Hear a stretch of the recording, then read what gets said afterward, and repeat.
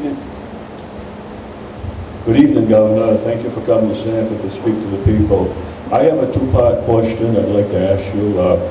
I've worked over 30 plus years of my life, and I became disabled now, and I'm on Medicare. That's the only thing, I got insurance. I had Maine Care a couple years ago that they gave to me, and I was one of the 70,000 people that you've taken it away from me. And I'd like to know why, and I'd like to know if you can reconsider it, because the bill was on your desk back a couple years ago, about 4 or 5 times you rejected it. And I need extra help because I'm having a hard time on disability, because like you said, they don't give us a raise. We didn't get no raise for 3 years since Obama been in. And so thank you for taking my question. Thank you very much. The answer to your question is this. The issue is not here in Maine. It's a federal issue. And let me explain.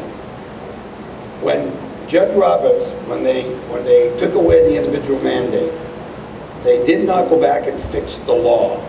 So anyone that's up to 138% of poverty qualifies for, actually it's even more than that. The exchange is even greater. But 138 of poverty gets free health care, 100% for a few years and 90%. Maine, because of its generosity back in 2002, we expanded Medicaid to 200% of poverty. What resulted from that was $750 million debt to the hospitals because we couldn't pay off the hospitals. So we got the hospitals paid off and we cleaned it up. The problem is, if you're at 100% or above, you can get help or you can get an exchange. It's below 100%, the federal government has to fix it because you don't qualify under any circumstances. So we can't even qualify you under 100% because it's a federal program. So the two things have to happen. Number one is the federal government, if they give us a waiver, we can do it. I've been trying to get a waiver. They won't give it to us. The only alternative is the people pay for it.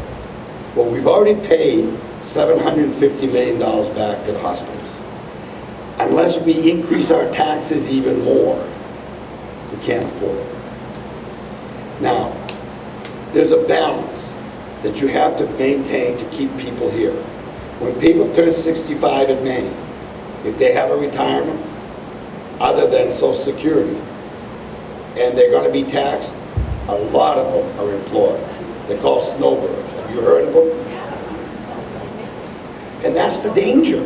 You've got to try to keep as many people here as you can. 20 years ago, Maine and New Hampshire had about the same number of millionaires, about 1,500, 1,800, in that range. Now we're down to 500 and they're up to 5,000. That should tell us all something. So, unless you're below the 100%, you do qualify for the exchanges. And the exchange, if you're on SSI, should be a couple of dollars a month. I don't know if you've looked into that. Okay.